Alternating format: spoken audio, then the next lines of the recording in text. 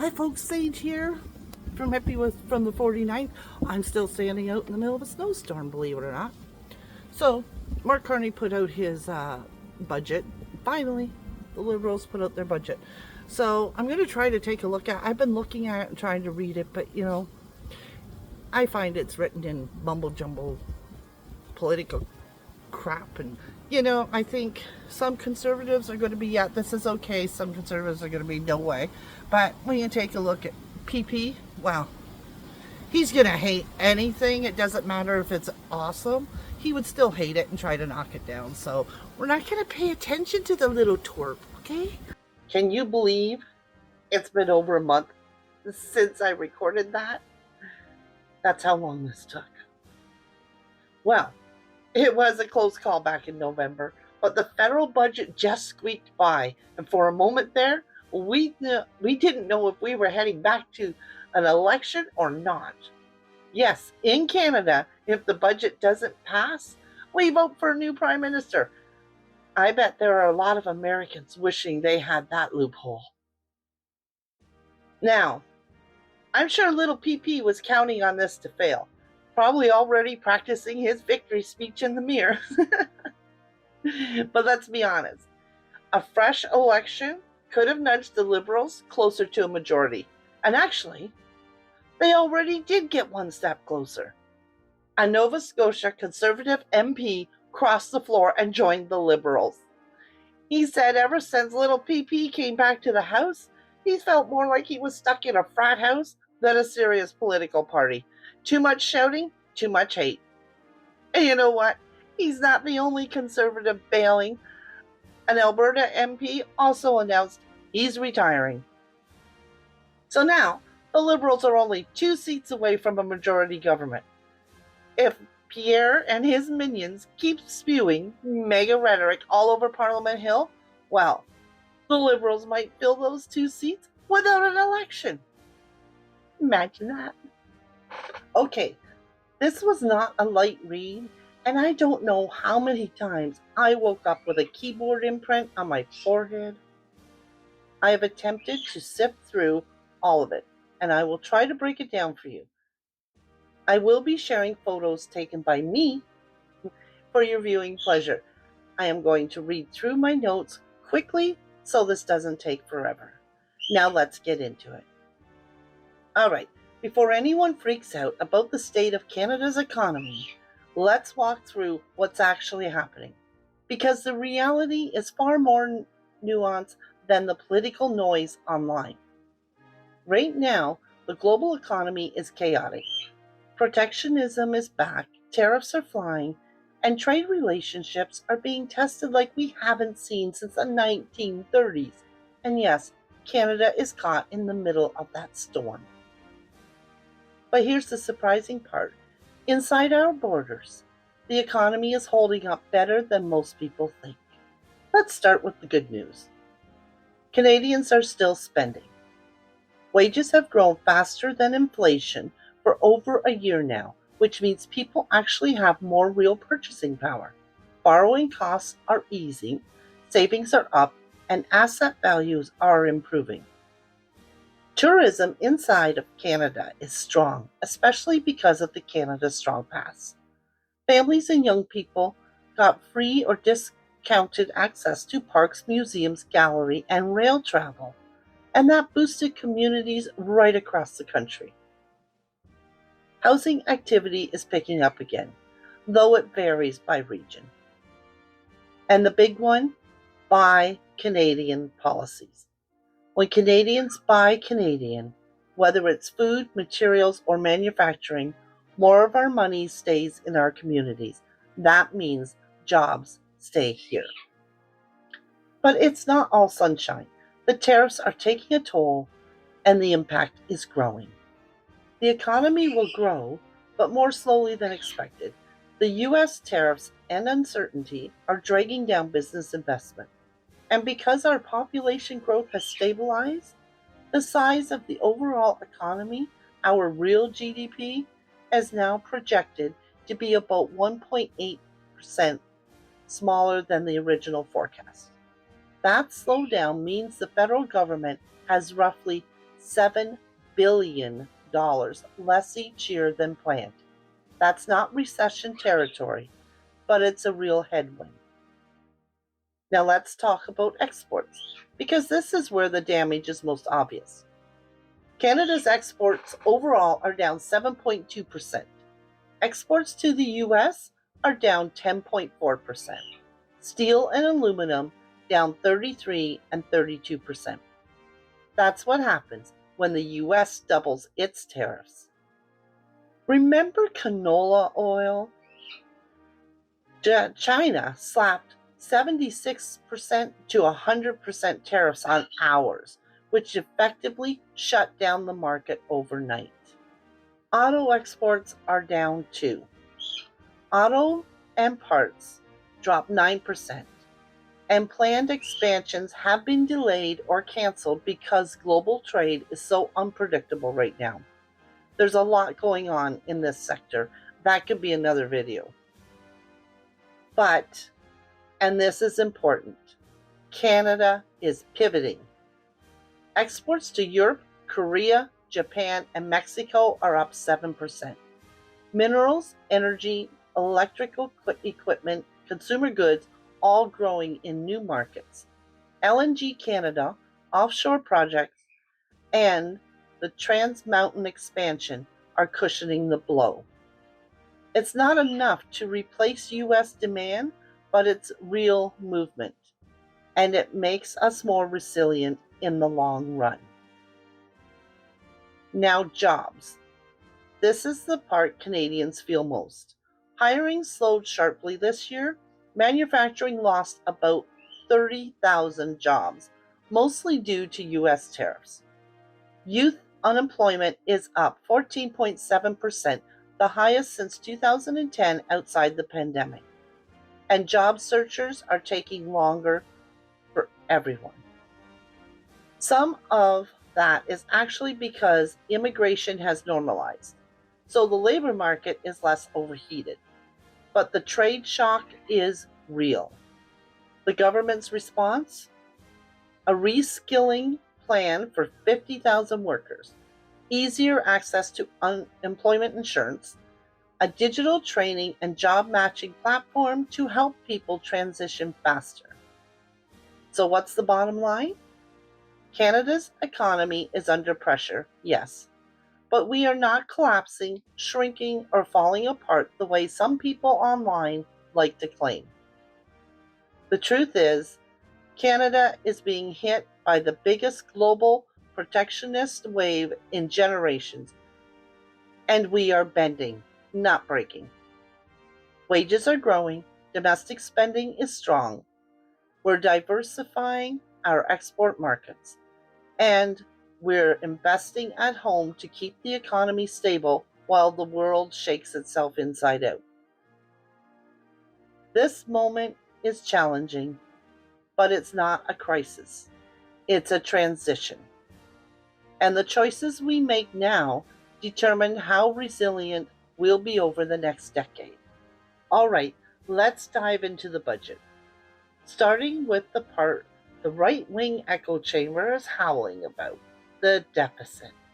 First of all, Canada currently has the lowest debt to GDP ratio in the entire G7, just 13.3%. That means our national debt is small compared to the size of our economy.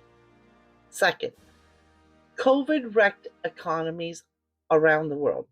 Every G7 country took on massive deficits to protect citizens, businesses, and infrastructure. Back in 2021, economists said it would take 10 years or more to recover. Canada is actually recovering faster than expected. This budget adds about $78 billion to the deficit. But because of planned investments and economic growth, that drops to $57 billion in 5 years, only 1.5% of our GDP. What is GDP? Simply, GDP is basically the total value of everything we produce and do as a country: goods, services, business activity, everything. Think of it like the country's paycheck. The bigger your paycheck, the easier it is to manage debt. And no, the Prime Minister does not print money. A lot of people on the right, one in particular, think the Prime Minister can just snap his fingers and command the Bank of Canada to start printing bills. That's not how it works. The Bank of Canada is independent, and money creation follows strict laws tied to interest rates, bonds, and economic policy, not political whim. So no, Mark Carney cannot run downstairs in his pajamas and fire up the money printer like he's playing Monopoly. Before we get into the individual spending items, Budget 2025 starts with why the government is shifting how it budgets. Basically, they're moving away from short-term spending and focusing on long-term economic growth. They've set two big fiscal anchors. One, by 2028, the day-to-day cost of running the country must be fully paid for by revenue. No more putting the light bill on the credit card. Number two, the deficit has to keep shrinking compared to the size of the economy. In other words, spend smart, not wild. And with that approach, they're expecting about $1 trillion in total investment over the next 5 years, combining public spending with private sector money. If that investment actually happens, the economy grows, productivity goes up, and Canadians end up with about $1,400 more per person per year on average by 2030. That's the theory. Now, the global situation. The world economy has been decent for the past couple of years, and inflation is finally cooling. But in 2025, the risk shot up again. Wonder why? Because the United States raised tariffs to levels we haven't seen in decades. Almost everyone trading with the US is getting slapped with higher costs.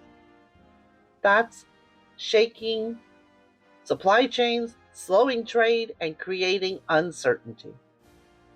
At first, businesses rushed to import before the tariffs kicked in, which made things look better than they really were. But now the effects are showing. Weaker corporate earnings, slower consumer demand, softer job markets, and the IMF says US inflation could actually rise again because of the tariffs.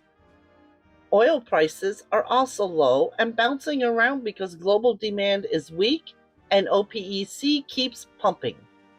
That matters for Canada a lot. The Canadian dollar is up because the US dollar is down, which helps with inflation but can hurt exporters. And even though interest rates are expected to drop, long-term borrowing costs are still high in many countries. Canada is in a better position than most. Our bond yields are lower, meaning investors trust our books more than they trust others. So now that we've covered why Canada's economy is under pressure, let's talk about something that quietly affects almost every single one of us every day. Competition, especially your phone and internet bill. The government is saying climate action is no longer just about protecting the environment. It's now about economic survival and global competition. The countries that lead in clean energy, modern infrastructure, and green technology are the countries that will attract businesses, investors, and good-paying jobs. And the message is simple. If Canada doesn't keep up, we fall behind. The government's argument is straightforward. More competition means lower prices, better products, more innovation, and more choice for consumers. The problem is, Canada has several industries where competition has been weak for decades. And the biggest one most of us feel every month Telecom. Cell phone and internet bills in Canada are among the highest in the world. This budget claims they are finally going to tackle this. Here's what the government says it's going to do. Anytime the government builds roads, bridges, utilities, or major infrastructure, they want fiber optic internet lines installed at the same time, instead of waiting years later. That saves money, speeds up internet expansion, and helps rural and underserved communities to connect faster. Right now, building new cell towers takes too long and costs too much. They plan to simplify the approval process, reduce delays, and make infrastructure cheaper to build. That's supposed to lead to better coverage and lower long-term cost. Spectrum is basically the real estate of the airwaves. It's what wireless networks actually run on. The government plans to release more spectrum, modernize how spectrum licenses are transferred, and continue improving how spectrum auctions work. More spectrum means more companies, more competition, and cheaper phone plans. Working with the CRTC, the government says it will make it easier to switch providers, simplify contract renewals, and remove the barriers that trap people in overpriced plans. So if your provider is overcharging you, it should be easy to leave. Smaller internet and phone companies rely on access to the big networks. The CRTC is already working on fair wholesale internet access rates and new roaming rules so big carriers can't gorge smaller ones. This is meant to finally let smaller companies compete and drive prices down for everyone. They also listed past actions to show this isn't brand new. In 2023, they ordered the CRTC to improve competition. They ended phone unlocking fees, made it easier to cancel contracts, investigated international roaming overcharges, and updated the Competition Act for the digital economy. They're framing Budget 2025 as the next big step in this process. This budget also starts phase 1 of banking reform. The goals are more banking options, lower fees, and more innovative financial products. The government says this is just the beginning. More changes are coming later. So, at its core, it's really about Canada is trying to use competition in telecom, banking, and clean technology as one of its main tools to lower costs, modernize the economy, and stay competitive in a very uncertain global world. This budget lays out a two-part plan: unlocking capital for businesses and increasing competition between banks. Let's break it down. Part 1. The government says one of the biggest reasons Canadian businesses struggle to grow is simple: they can't access enough money. Capital is what businesses need to expand, innovate, hire workers, and compete globally. So, they will introduce several changes designed to push more private sector money into the Canadian economy. The federal government and all the provinces and territories have reached a deal to add a financial services chapter to the Canada Free Trade Agreement. What this means in practice is fewer barriers between provinces, easier movement of financial services across Canada, and more open and efficient national financial services. In simple terms, banks and financial institutions can operate more freely across provincial lines. Canada's financial system is dominated by a handful of massive banks. So the government is working with the financial regulator, OSFI, to adjust capital rules, help smaller lenders compete, and make it easier for them to lend to businesses. They're also encouraging big banks to increase business lending to support economic growth, helping insurers invest in Canada. Life insurance companies hold massive investment portfolios. Now, OSFI will reduce capital requirements, specifically for insurers that invest in Canadian infrastructure. That includes roads, energy projects, and utilities. This is meant to unlock even more private investment into building Canada. Some of Canada's bank and insurance laws still include outdated borrowing limits. This budget will repeal those limits and replace them with modern, flexible guidelines set by OSFI. This gives financial institutions more room to invest directly into Canadian economy.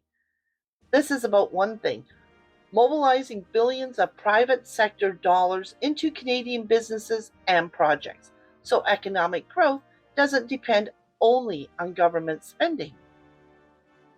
Part 2. Now we move to the part that directly affects your wallet. The government's idea is simple. If banks have to compete for your business, fees should go down. And they want switching banks to be as easy as switching your phone plan. Right now, Canadians pay about $150 per account to transfer things like RRSPs, TFSAs, and investment accounts. They plan to ban these fees by 2026. They will also require faster transfers, clear information, and no hidden charges. Right now, many banks hide foreign exchange markups and international transfer fees. This budget wants to force full transparency, so when Canadians spend money abroad, they know the real cost before they hit the send button. The government also wants banks to simplify checking account switching, automatically move direct deposits and bill payments, and remove the paperwork barriers that keep people stuck. Again, the goal is simple: make it easy to leave if you're being overcharged. The Financial Consumer Agency of Canada is now reviewing how bank fees are set, whether they're fair, and how transparent pricing really is. This report will shape future policy decisions. The government also points to earlier changes, like low-cost accounts capped at $4 per month, including the big six banks, NSF fees capped at $10 starting March 2026, saving Canadians about $600 million a year. Smaller financial institutions are especially important in rural communities and for real competition. So, Budget 2025 includes helping credit unions grow, changes to the Bank Act and the CDIC Act will help federal credit unions scale up, allow provincial credit unions to move or to join the federal system if they choose. This gives Canadians real alternatives to the big six.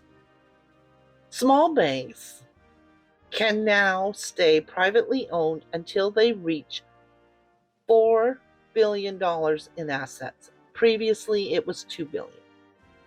This gives them more room to grow before being forced into costly restructuring. More small banks competing against big banks means lower fees, better customer service, more innovation, and more real choice for Canadians. So this is really about the government is trying to unlock private investment, break open banking competition, and lower costs for everyday Canadians. Whether these changes truly deliver, we'll only know over the next few years. What do you think so far? Drop a comment below and don't forget to like and subscribe for more Canadian content like this. Your interaction means so much, and we thank you. Now we move into something that affects you every single day: how your money actually moves. This budget says Canada's payment system is outdated, and it's time for a full financial modernization. Right now, big banks dominate the system. So the government wants to work with banks on a voluntary code of conduct to help smaller credit unions and smaller financial institutions get better access to brokered deposits, meaning they can raise money more easily and compete with the giants. In simple terms, this is another effort to keep small players alive in the big bank world. The government is completely updating Canada's payment systems so money can move faster, safer, and more flexibly. And two major milestones have already been reached in September. Supervision of payment companies, about 1,500 payment service providers like PayPal, Stripe, fintech apps are all officially supervised by the Bank of Canada under the Retail Payment Activities Act. So they must follow strict rules to protect consumers' money. Number two, more players in the national system. New companies can now join Payments Canada directly. That means more competition, more innovation, and more choice. And they'll be able to plug into Canada's coming real-time rail payment system. Open banking, also called consumer-driven banking, is the biggest transformation happening in finance for the first time in Canada's history. You will legally own and control your banking data. That means you'll be able to safely share it with apps or financial services with your permission. What's being built? A full consumer-driven banking act, a legal data mobility right, oversight handled by the Bank of Canada. Funding is being shifted to make this happen. $19.3 million to the Bank of Canada, $36.9 million pulled from the Financial Consumer Agency, $25.7 million over 5 years to CSIS and RCMP for security protection, because this system must be secure. Next phase, right access by 2027. Once real-time rail is live, apps will be able to switch your accounts, pay your bills, and move your money, all with your direct permission. This is the foundation of truly modern banking. Real-time rail, instant payments by 2026. This is Canada's long-awaited instant payment system. Once it launches, money will move instantly, 24 hours a day, 7 days a week. Think e-transfer, but faster, deeper, and built directly into the national banking system. This is a huge upgrade to Canada's financial infrastructure. Canada will also regulate fiat-backed stablecoins, digital money that stays equal to real dollars. New rules will require enough reserves to back every coin, strict redemption rules, protection of personal data, and national security safeguards. The Bank of Canada will run this system with $10 million in startup funding. After that, the stablecoin companies themselves will cover the cost. Payment laws will also be updated so the company using stablecoins must follow the same safety rules as regular payment providers. The government will also work with the private sector to encourage responsible AI, safe innovation, and consumer trust. This means AI will be used in finance, but with oversight, and that is human oversight. This budget also highlights two social impacts. More funding will help Indigenous nations participate in consultations, influence major infrastructure decisions, and benefit from projects of natural importance. This increase, certainly for all sides, for lower income Canadians, open banking is expected to help the most by providing clearer comparisons, access to cheaper financial products, better tools to manage debt, and reduce financial stress. So this is really about Canada isn't just changing who controls money, it's changing how money moves. And that shift will affect every Canadian household. Let's talk about housing, because this is one of the biggest issues facing Canadians right now. After slowing earlier in the year, the housing market is starting to stabilize. Home sales are slowly rising again. New builds are increasing. Rent in some areas are easing. And first time buyers are finally seeing a little bit of relief. But the truth is, we still have a massive housing shortage. Experts say Canada needs to build hundreds of thousands of new homes every single year just to catch up. Right now, that's not happening fast enough. High land costs, red tape, expensive loans, and labor shortages have all slowed construction for decades. So, this budget is trying to attack the housing crisis from every angle at once. This budget launches a brand new federal housing agency called Build Canada Homes.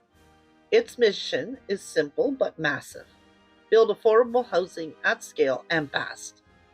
This agency will build deeply affordable housing, expand co-op housing, increase middle-class housing supply, tackle homelessness, and modernize how homes are built in Canada. Build Canada Homes will use federal land, faster approvals, private sector builders, and new construction technologies like modular prefab and mass timber. The goal is to cut build times by up to 50%, cut costs by up to 20%, lower emissions during construction.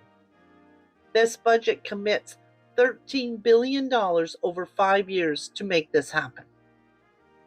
This budget already announces real projects: 4,000 factory-built homes starting on public lands, capacity for up to 45,000 more units across Canada, $1.5 billion rental protection fund to stop existing affordable rentals from being sold off, $1 billion for transitional and supportive housing to fight homelessness, 700 plus affordable homes and Nunavut.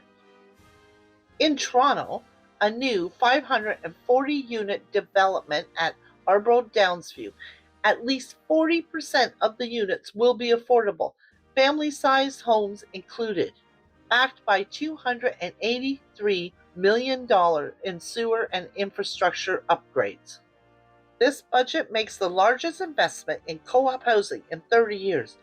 $423 million already allocated, 8 new co-op buildings, 837 new homes so far, thousands more expected by 2028. Co-op means stable rents, long-term affordability, and community ownership.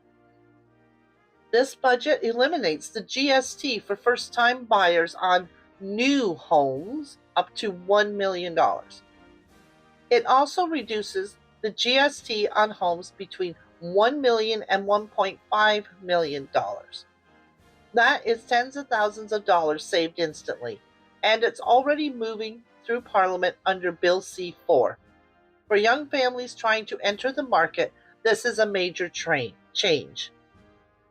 This budget recognizes a big problem. We don't just need homes, we need workers to build them. So this budget invests $75 million over 3 years to expand union apprenticeship programs, Red Seal training, and skilled trades development. These are high-paying, long-term careers that will exist for decades.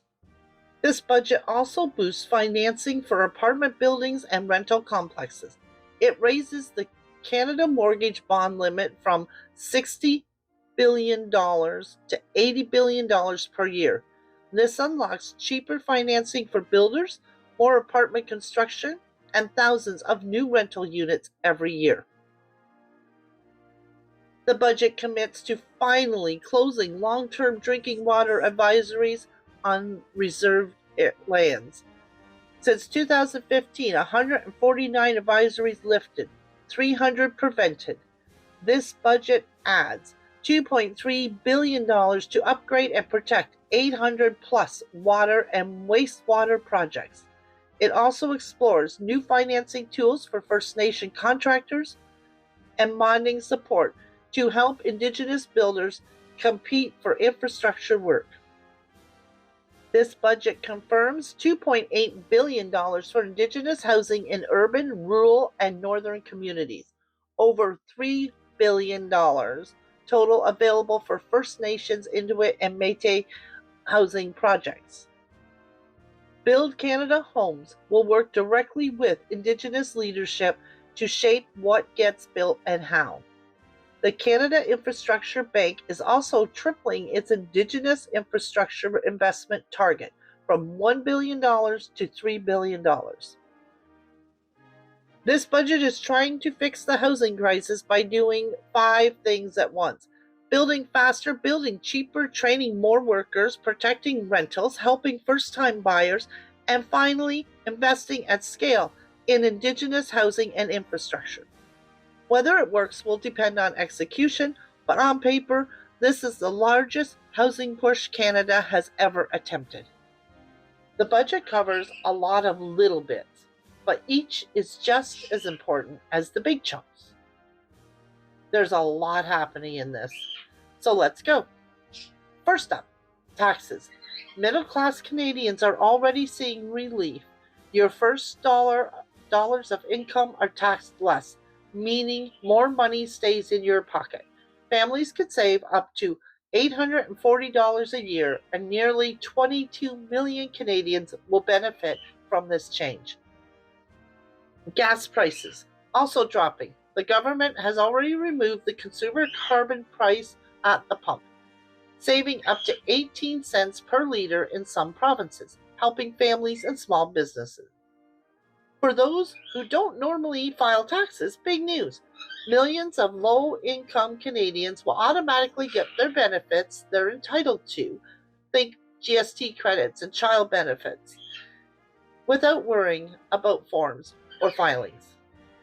Every child deserves a fair start, so the National School Food Program is going permanent. It's already helping thousands of kids enjoy healthy meals at school and saving families hundreds on groceries. The budget is also taking on everyday pain points. Bank fees are under review, check deposits will be accessible faster, and a new voluntary code will help protect people from economic abuse, like someone controlling your money or employment. Workers aren't left out. There's a crackdown on wage theft and employee misclassification, especially in industries like trucking. Personal support workers get a refundable tax credit for their vital work. For young Canadians, the focus is on skills and jobs. Hundreds of thousands of youth will benefit from summer jobs, training programs, and work placements. Plus, a new Youth Climate Corps will offer paid training in green skills, preparing the next generation for climate resilience and innovation. Gender equality and safety are priorities too. The funding strengthens programs for women and 2S LGBTQ1+ communities, combats gender-based violence, and supports pride security initiatives. Seniors get support through New Horizons program, helping them stay active, healthy, and connected in their communities. Culture and identity are getting a boost as well. Investments will support Canadian artists, filmmakers, journalists, and creators, helping them thrive in a digital and global marketplace. Visual artists will even get royalties from resale of their work. CBC Radio Canada receives extra funding to modernize and keep delivering for Canadians.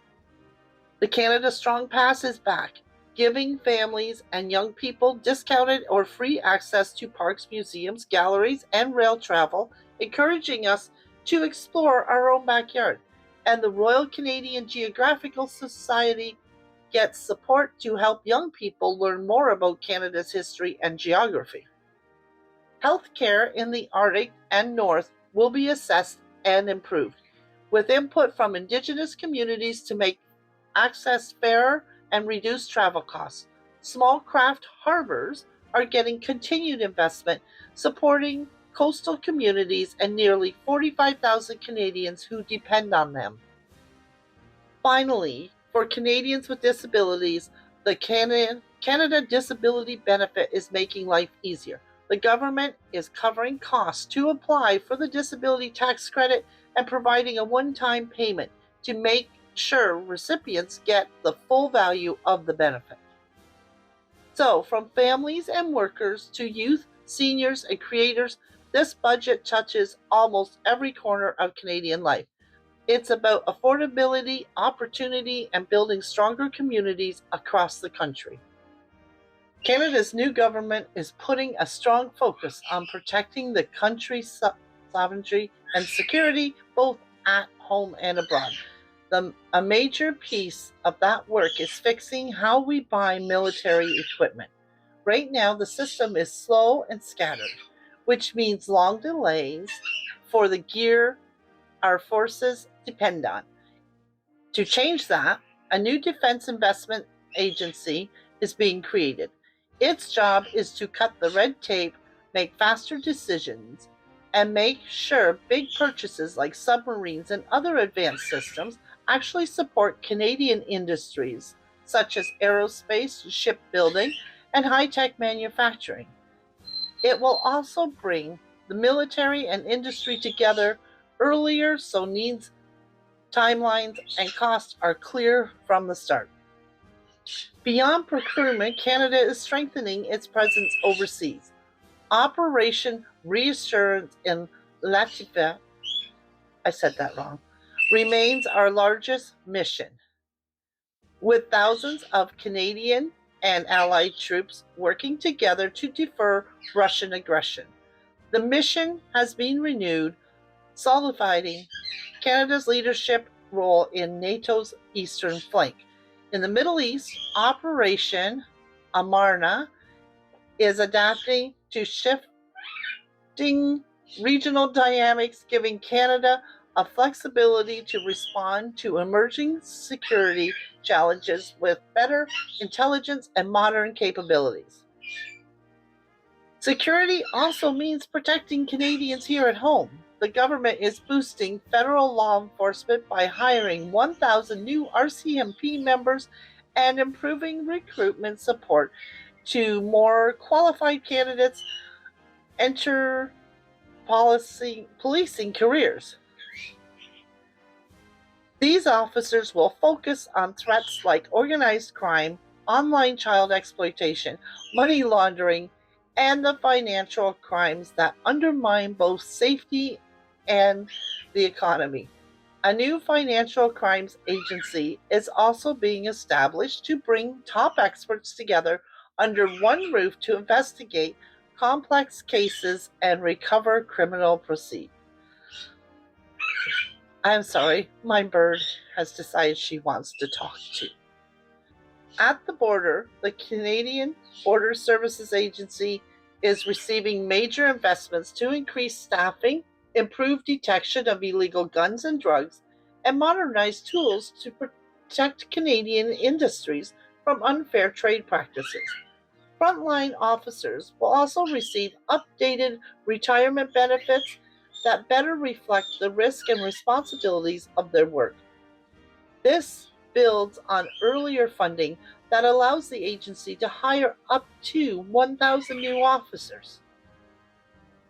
Canada is also responding to the rise in hate and hate motivated crimes. The government has introduced legislation to bring or to better protect community spaces like places of worship, schools, and cultural centers, and will work directly with affected communities to strengthen the Canadian Community Security Program so people can feel safe where they gather and worship. New investments are being made to modernize the Meteorological Service of Canada, replacing its decades old high performance computing system so weather forecasts, climate projections, and emergency warnings remain accurate and dependable. This supports farmers, transportation networks, emergency responders, and millions of Canadians who rely on timely weather information. Critical alerts like those for natural disasters and Amber Alerts are also being upgraded. A new national public alerting system model will ensure warnings are delivered reliably and quickly, especially during extreme weather and emergencies when every second matters. Travel and trade will benefit from improvements in pre-clearance at airports and marine ports. New funding will support a modernized access system and digital tools that make screening more efficient, helping workers onboard faster and strengthening security across major transportation hubs. On public safety, the government is continuing the national effort to remove assault style firearms from Canadian streets, ensuring weapons designed for combat don't end up in our communities. This approach follows recommendations from the Mass Casualty Commission and prioritizes safety while keeping the program efficient. With wildfires increasing in intensity and frequency, Canada is also expanding aerial firefighting capacity by leasing additional aircraft.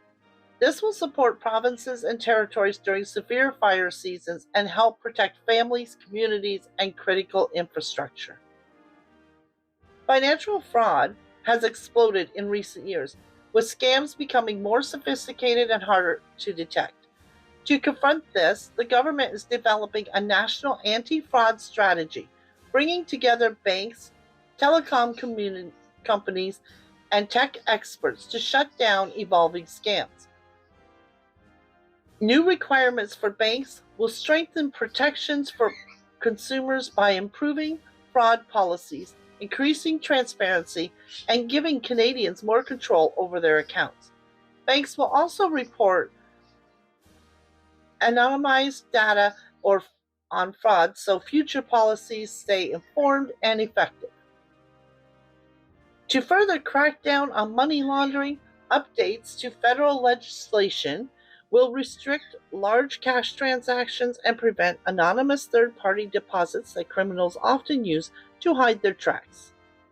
A new intelligence partnership between major banks and law enforcement is already improving the ability to detect and disrupt complex laundering networks, including those linked to fentanyl trafficking.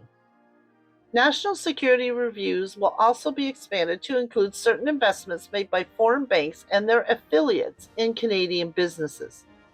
This ensures sensitive technologies, infrastructure, and data remain protected from potential risk. Finally, the government is beginning consultations and strengthening Canada's insurance sector to prepare for extreme national disasters, including major earthquakes.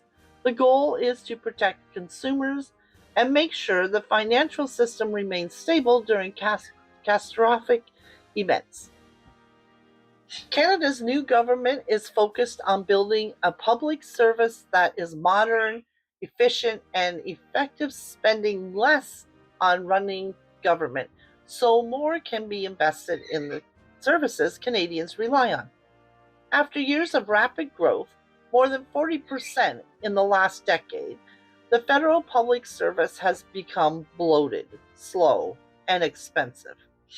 Budget 2025 sets out a plan to slow growth in spending, eliminate duplication, and redirect sources to programs and priorities that matter most to the Canadians. A government wide review examined every department and program to identify what's working, what isn't, and where federal activities overlap with each other or with provinces. This comprehensive expenditure review isn't about across the board cuts, it's a strategic effort to remove inefficiencies, focus on core responsibilities, and ensure frontline services remain strong. Programs that are outdated, duplicative, or underperforming are being restructured, while essential services such as health transfers, Indigenous programming, research, and national security are fully protected. The result? a sustainable public service with savings of $13 billion a year by 2028 and a total of $60 billion over 5 years from efficiencies and revenue enhancements. By 2029, the public service is expected to shrink from nearly 368,000 employees to around 330,000. Attrition, retirements, and voluntary departures will drive most of this reduction, helping to build a leaner, more productive workforce while maintaining quality services. Workforce renewal is central to these reforms. Budget 2025 plans to reduce roughly 16,000 positions, including 650 executive roles, mostly through attrition and voluntary early retirement. To support employees during this transition, the government will offer an early retirement incentive program allowing eligible employees to retire without penalty while maintaining essential services. Leadership roles will also be streamlined and consulting expenses reduced, empowering the public service to take on more responsibility and accountability. At the same time, the government is adopting technology and artificial intelligence to optimize productivity. Public servants will have better tools, streamlined processes, and clear accountabilities.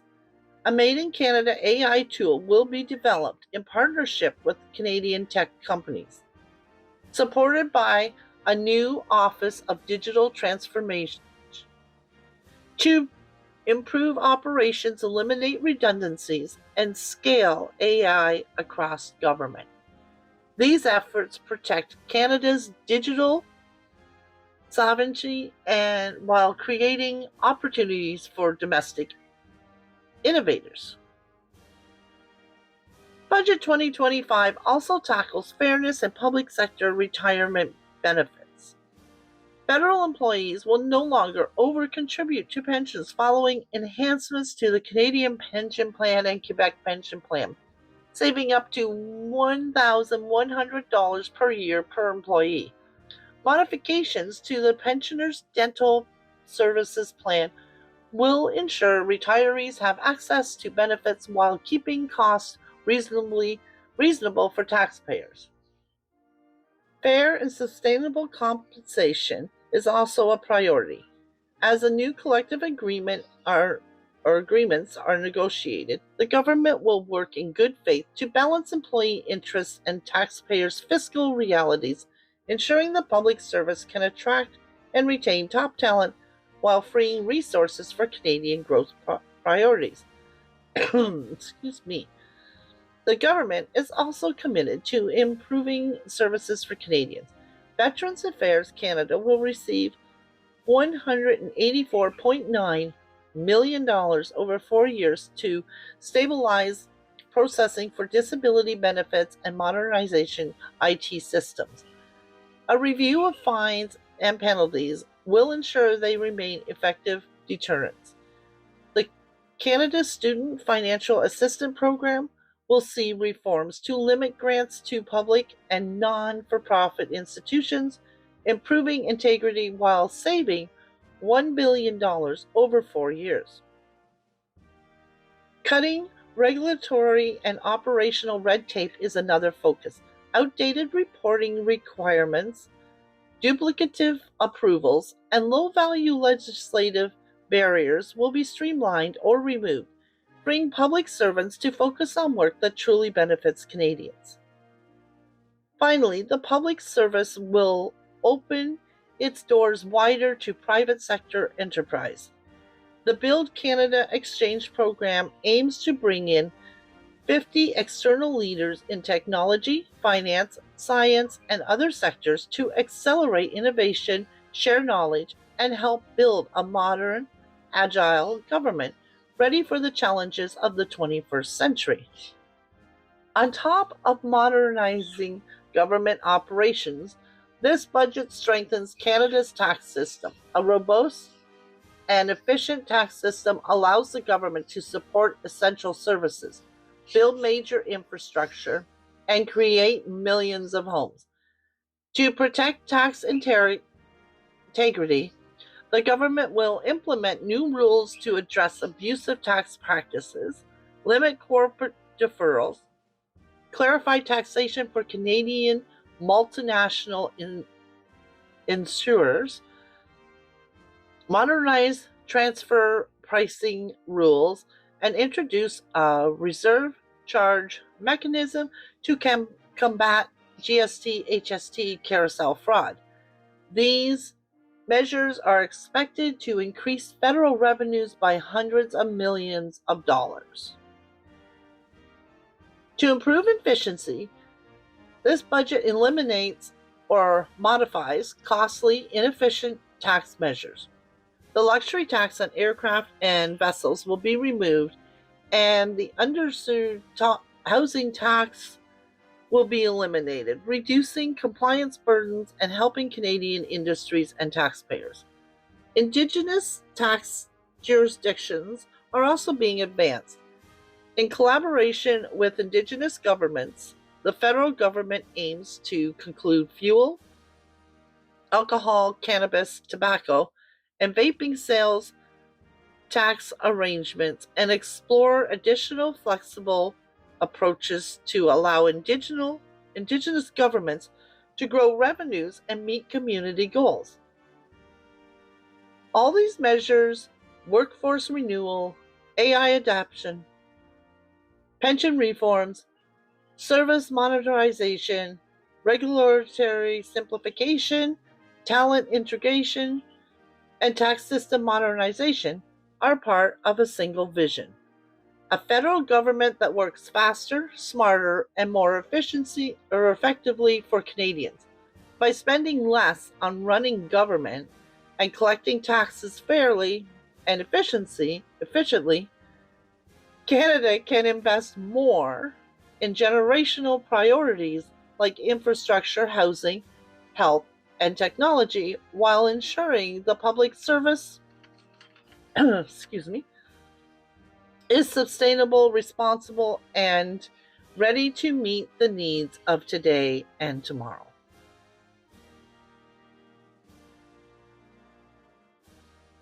So that's a look at Budget 2025 and what it means for Canadians.